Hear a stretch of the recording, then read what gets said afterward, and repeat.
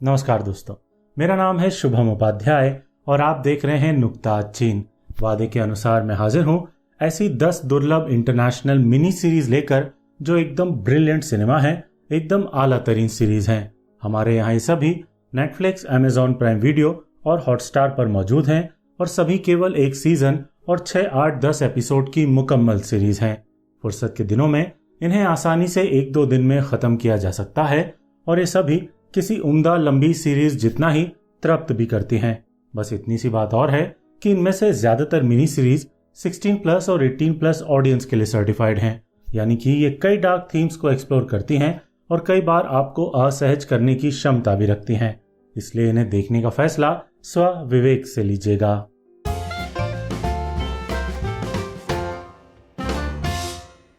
पहली mini series का नाम है दी स्पाई। 2019 में रिलीज हुई ये एक इजरायली एस्पिनॉज थ्रिलर है जो कि इजराइल की खुफिया एजेंसी मोसाद के सबसे बड़े जासूस माने जाने वाले एली कोहन की जिंदगी दिखाती है। 60 के दशक की सच्ची घटनाओं पर आधारित इस मिनी सीरीज में केवल 6 एपिसोड हैं और ये सभी हिंदुस्तानी नेटफ्लिक्स पर मौजूद हैं। सीरीज की कहानी एकदम अविश्वसनीय है। एली कोहन नाम का इजरायली स्पाई दुश्मन मुल्क सीरिया जाकर जासूसी करता है और उस अनजान मुल्क में इस कदर रच बस जाता है कि एक दिन सीरिया का डेप्यूटी डिफेंस मिनिस्टर बन जाता है।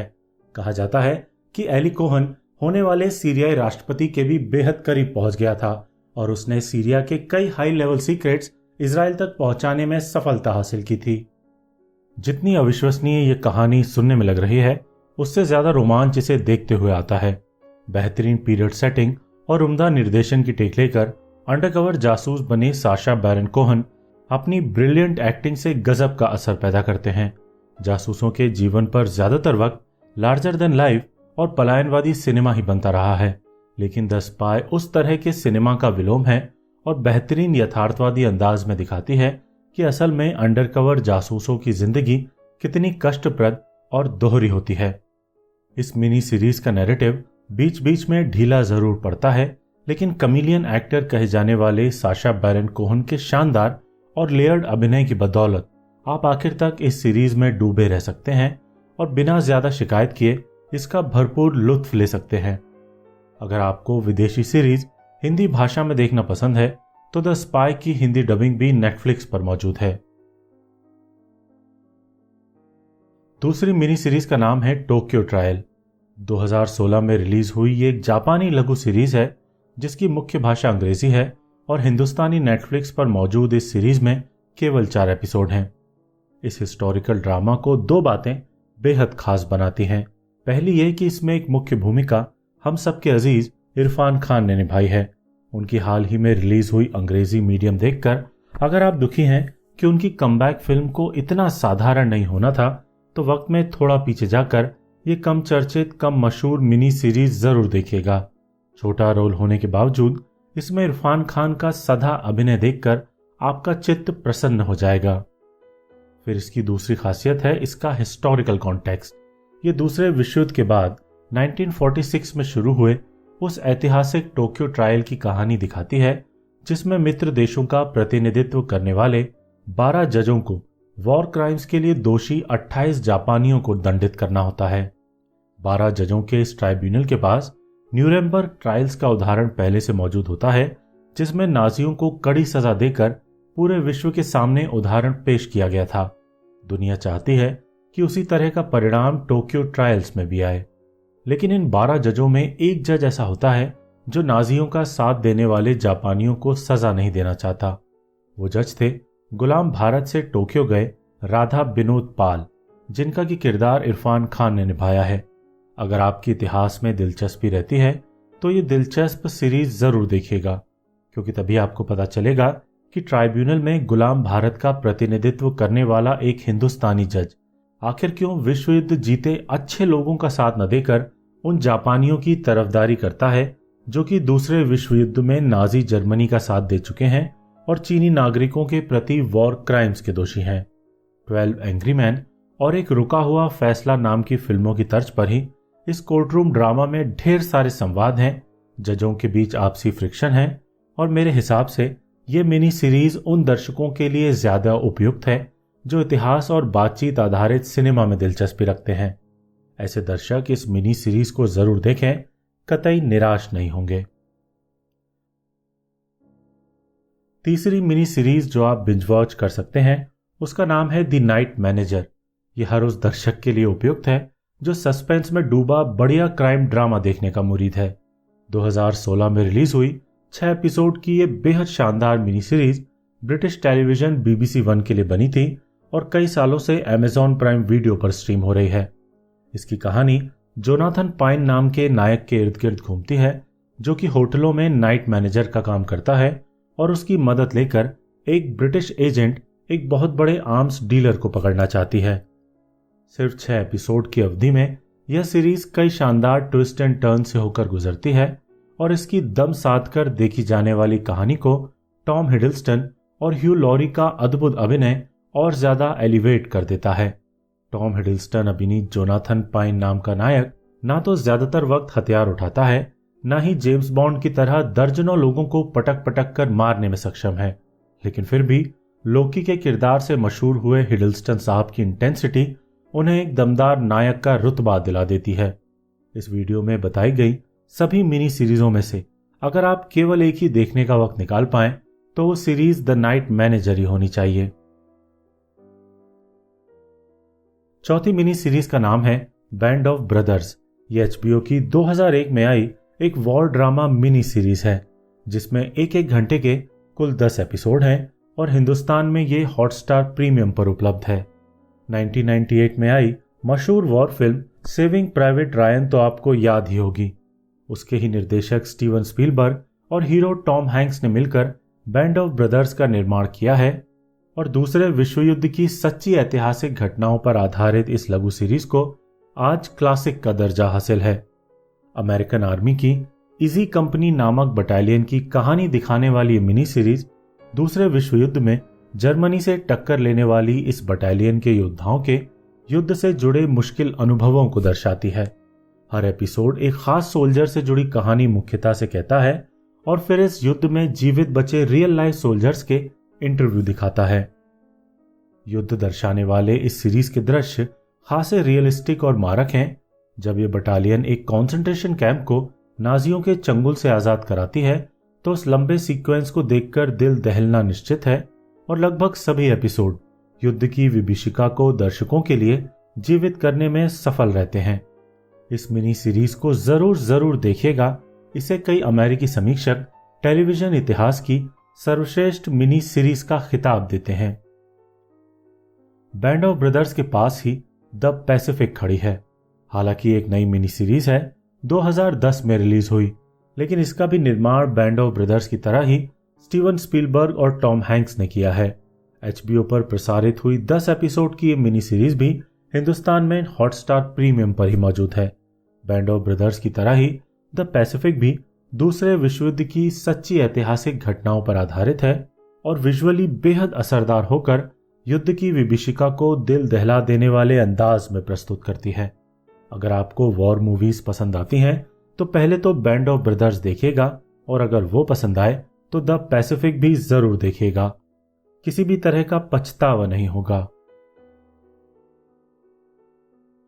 पांचवी मिनी सीरीज का नाम है व्हेन दे सी अस। हिंदुस्तानी नेटफ्लिक्स पर स्ट्रीम हो रही इस हार्ड हिटिंग अमेरिकी सीरीज में कुल 4 एपिसोड हैं और सामाजिक अन्याय पर आधारित ये एक हृदय झकझोर कर रख देने वाली ट्रू क्राइम ड्रामा सीरीज है।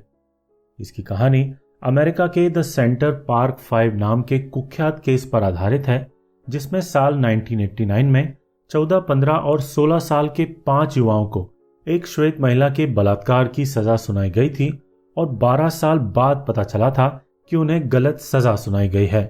इन 5 टीनेजर्स में से 4 अश्वेत थे और एक लैटिन अमेरिकी।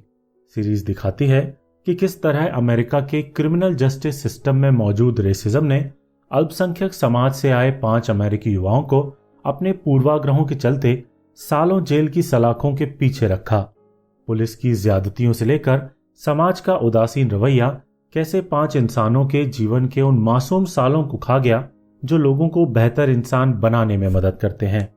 ये एक तेज रफ्तार की बेहद प्रभावी एक्टिंग और सिनेमेटोग्राफी से सजी बेहद उम्दा, बेहद असरदार, कई बार भावुक कर देने वाली मिनी सीरीज है जो हर उस दर्शक को देखनी चाहिए जो सोशल इनजस्टिस के प्रति मुखरता से सोचता है।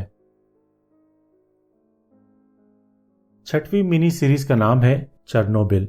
ये भी HBO की एक ब्रिटिश अमेरिकन मिनी सीरीज है जिसमें 60-70 मिनट के कुल 5 एपिसोड हैं और हमारे यहाँ ये हॉटस्टार प्रीमियम पर मौजूद है। 2019 में आई ये अति की उम्दा सीरीज 1986 के अप्रैल महीने में हुए चेरनोबिल न्यूक्लियर डिजास्टर की कहानी कहती है, और वो भी एकदम रियल लगने वाले अंदाज में। ये न्यूक्लियर डिजास्टर किन लोगों की वजह से हुआ, किन लोगों ने रेडिएशन की मार झेल रहे स्थानीय लोगों की मदद की, किन सरकारी लोगों ने इसे दम लगाकर छिपाने ढांकने की कोशिश की, और किस तरह सोवियत संघ ने इसे डाउनप्ले किया, किस तरह प्रोपेगेंडा फैलाने की कोशिश की। ऐसी तमाम लेसर नोन कहानियों को यह सीरीज मुख्यधारा के सिनेमा का हिस्सा बनाती है और इसे देखना सही मायनों में रोंगटे खड़े कर देने वाला अनुभव है। इसका शिल्प, इसके पावरफुल विजुअल्स, इसकी सिनेमेटोग्राफी, इसका डर पैदा कर देने वाला बैकग्राउंड स्कोर हमें सीधे एक मैन मेड डिजास्टर के मुहाने पर ले जाकर खड़ा कर देता है, जैसे आगाह कर रहा हो कि सीखो इससे कुछ और विकास की भूख को शांत करने के लिए चेरनोबिल जैसे दूसरे न्यूक्लियर पावर प्लांट्स मत खड़े करो। नहीं देखी है तो इस डिस्टर्बिंग मगर बेमिसाल और जरूरी सीरीज को देखिएगा जरूर। वेब और टीवी सीरीज स्पेस की सर्वश्रेष्ठ सीरीजों का नाम जब भी लिया जाएगा उसमें एक नाम हमेशा चेरनोबिल का रहेगा। 7वीं मिनी सीरीज है एलियस ग्रेस। 2017 से नेटफ्लिक्स पर मौजूद इस कैनेडियन मिनी सीरीज में लगभग 45 मिनट के 6 एपिसोड हैं और ये मार्गरेट एटवुड के इसी नाम के 1996 में आए नॉवल पर आधारित है। मार्गरेट एटवुड को ज्यादातर हिंदुस्तानी दर्शक द हैंडमेड्स टेल नाम की उस नॉवल की लेखिका के तौर पर जानते हैं जिस पर बेमिसाल TV series the Handmaid's Tale आधारित है। लेकिन द हैंडमेड्स टेल का पहला सीजन आने के तुरंत बाद ही मार्गरेट एटवुड की एक दूसरी नॉवल पर एलियस ग्रेस नाम की सीरीज भी रिलीज हुई थी, जिस पर कम ही हिंदुस्तानी दर्शकों की नजरें इनायत हुई हैं। ये सीरीज भी द हैंडमेड्स टेल की तरह ही एक प्रताड़ित नायिका की कहानी कहती है। इस बार सेटिंग फ्यूचर में न होकर 19वीं सदी के कनाडा की है, जहां ग्रेस नाम की इस प्रवासी नायिका पर अपने मालिक की हत्या का आरोप है और वो 15 साल से इस जुर्म की सजा काट भी रही है। सच्ची घटनाओं पर आधारित यह हिस्टोरिकल फिक्शन सीरीज शुरू होती है जब एक मनोचिकित्सक को यह जिम्मा सौंपा जाता है कि वो पता करे कि नौकरानी का काम करने वाली नायिका ने सच में हत्या की थी या फिर नायिका का यह दावा सही है कि उसे हत्या से जुड़ा कोई भी घटनाक्रम याद ही नहीं है। सांसें रोक देने वाली सस्पेंस मिस्ट्री का रूप धरकर यह मिनी सीरीज मारक सोशल कमेंट्री करती है और समाज में महिलाओं की स्थिति और उनके ऑपरेशन पर द हैंडमेड्स टेल की तरह ही एक और हार्ड हिटिंग सिनेमा प्रस्तुत करती है। वक्त निकालकर इस अंडररेटेड मिनी सीरीज को जरूर देखिएगा, आप कतई निराश नहीं होंगे। नायिका ग्रेस के रोल में अभिनेत्री सारा गैडन ने भी इतना अद्भुत काम किया है कि आप कई दिनों तक उन्हें भूल नहीं पाएंगे। 8वीं मिनी सीरीज का नाम है पैट्रिक मेलरोज। केवल 5 एपिसोड की ये धमाकेदार सीरीज 2018 में रिलीज हुई थी और हमारे यहाँ ये हॉटस्टार प्रीमियम पर मौजूद है। इसमें पैट्रिक मेलरोज नाम के क्रेजी मैड एसेंट्रिक नायक की भूमिका करिश्माई अभिनेता बेनेडिक्ट कम्बरबैच ने निभाई है, जिन्हें ज्यादातर हिंदुस्तानी the imitation game, Sherlock Holmes और डॉक्टर स्ट्रेंज की वजह से जानते हैं। अगर आप मेथड एक्टर बेनेडिक्ट कम्बरबैच का अगला जादुई काम देखना चाहते हैं तो पैट्रिक मेलरोज जरूर देखिएगा। इसका ट्रेलर देखकर आपको लगेगा कि अलहदा ब्रिटिश ह्यूमर में डूबी ये एक क्रेजी इंसान की फील गुड कहानी है, जैसे कि कम्बरबैच की ही शर्लॉक नाम की तेज रफ्तार ब्रिटिश टीवी सीरीज थी। लेकिन सच्चाई ये है नहीं, ये ह्यूमर से लैस एक ऐसे त्रासद नायक की कहानी है जो बचपन में हुई ज्यादतियों से पैदा हुए ट्रॉमा से जिंदगी भर जूझता है और उससे उबरने के लिए तमाम तरह के एडिक्शंस का आदी बन जाता है। ये सीरीज एडवर्ड सेंट ऑबिन नाम के अंग्रेजी लेखक की खुद की त्रासद जिंदगी पर आधारित 5 किताबों पर आधारित है, जिन्हें की दी पैट्रिक मेलरोज नॉवेल्स के नाम से जाना जाता है, और सीरीज में हर एपिसोड उनके एक नॉवल की कहानी कहता है। ये मिनी सीरीज वैसे तो हिंदुस्तान में ज्यादा मशहूर नहीं है, देखने में भी ये कतई आसान नहीं है। अब्यूज, एडिक्शन और ट्रॉमा पर यह बहुत गहरे उतर कर बात करती है, लेकिन अगर आपको मैच्योर सिनेमा देखने की आदत है, जो कि मनोरंजन से आगे निकलकर मानव मन की साइकी को भी टटोलने की कोशिश करता है, तो आपको पैट्रिक मेलरोज को एक मौका जरूर देना चाहिए। आप कतई निराश नहीं होंगे। 9वीं सीरीज जो आप बिंज वॉच कर सकते हैं उसका नाम है मैनहंट यूनाबॉम्बर।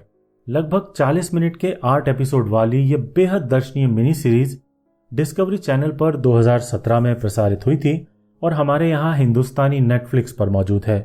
ये सीरीज यूनाबॉम्बर नाम के एक अमेरिकी सीरियल किलर को पकड़ने की सच्ची कहानी पर आधारित है, जो कि लोगों को मारने के लिए उनके घर पर बॉम्ब कुरियर करता था। सीरीज मुख्यतः से इस किलर का प्रोफाइल बनाने वाले एक FBI प्रोफाइलर की कहानी कहती है, जो कि कई सालों तक बेतहाशा इस किलर को ढूंढता रहता है। ये उसी सीरियल किलर स्पेस वाली तगड़ी ट्रू क्राइम ड्रामा है जिसमें डेविड फिंचर साहब ने नायाब सिनेमा बनाया है। इस सीरीज को देखते वक्त आपको शर्तिया डेविड फिंचर की ज़ोडिएक और माइंड हंटर जरूर याद आएगी। यूनाबॉम्बर की एक खास बात और है कि इसमें सीरियल किलर का चेहरा शुरुआती एपिसोड में ही आपको दिखा दिया जाता है। सीरियल किलर्स पर बनी ज्यादातर सीरीज आपको उसकी आइडेंटिटी आखिरी एपिसोड में जाकर ही रिवील करती हैं, लेकिन यूनाबॉम्बर और मिस्टर मर्सिडीज जैसी कुछ टीवी सीरीज हाल के समय में आई हैं जो शुरुआत में ही किलर की आइडेंटिटी हम दर्शकों को बता देती हैं और फिर भी हमें आखिरी एपिसोड तक बांधे रखती हैं। वे ऐसा कैसे कर पाती हैं, इसे बेहतर जानने के लिए उम्दा एक्टिंग और कसे हुए नैरेटिव वाली मैनहंट यूनाबॉम्बर जरूर देखिएगा। एक बार आपने इसे देखना शुरू कर दिया तो किसी भी कीमत पर बीच में छोड़ नहीं पाएंगे। 10वीं और आखिरी मिनी सीरीज जो आप बिंज वॉच कर सकते हैं वो है बॉडीगार्ड। ये BBC की एक तेज रफ्तार थ्रिलर मिनी सीरीज है जिसमें केवल 6 एपिसोड हैं और ये अभी हिंदुस्तानी नेटफ्लिक्स पर स्ट्रीम हो रही है। गेम ऑफ थ्रोन्स में रॉब स्टार्क की भूमिका निभाकर चर्चित हुए रिचर्ड मैडन यहाँ नायक की भूमिका में है। ऐसा नायक जो ब्रिटिश आर्मी से रिटायर हुआ वॉर वेटरन है, पोस्ट ट्रॉमेटिक स्ट्रेस डिसऑर्डर यानी कि PTSD से पीड़ित है और अब लंदन पुलिस में काम करता है। कहानी रफ्तार पकड़ती है जब उसे ब्रिटेन की होम मिनिस्टर की सिक्योरिटी में तैनात किया जाता है और उसके सामने सत्ता से जुड़े कई राज खुलते हैं। राजनीति जो राष्ट्रीय सुरक्षा को लेकर खेल खेलती है, उसको आधार बनाकर यह सीरीज तेज रफ्तार एंटरटेनमेंट मुहैया कराती है और कई सारे कंटेम्प्ररी ग्लोबल इश्यूज पर भी बात करती है ये एक मसाला सिनेमा, लेकिन लाजवाब तनाव, आखिर तक बंधे सस्पेंस और साइकोलॉजिकल थ्रिलर के कई सारे गुण मिलकर इसे एक उम्दा बिंजवर्दी मिनी सीरीज बनाते हैं। नहीं देखी है तो वक्त को बेहतर गुजारने के लिए इस ब्रिटिश सीरीज को जरूर देखिएगा। इन 10 इंटरनेशनल मिनी सीरीज के अलावा और भी कई इंटरनेशनल मिनी सीरीज हैं जो इतनी ही ब्रिलियंट हैं और उन्हें भी इस वीडियो का हिस्सा होना चाहिए था, लेकिन वे यहाँ नहीं हैं क्योंकि इससे पहले बनाए गए 2 वीडियो में मैं उनका तफसील से जिक्र कर चुका हूँ। Less known but brilliant international web series नाम के 2 वीडियोज में। अगर आप उन सीरीज के बारे में जानना चाहें तो ऊपर आई बटन में और नीचे डिस्क्रिप्शन में उन वीडियोज के लिंक देख सकते हैं। अब इजाजत दीजिए, जल्द ही हाजिर होता हूँ एक और वीडियो के साथ जिसमें कुछ और अलहदा इंटरनेशनल वेब सीरीज का जिक्र करूंगा। धन्यवाद।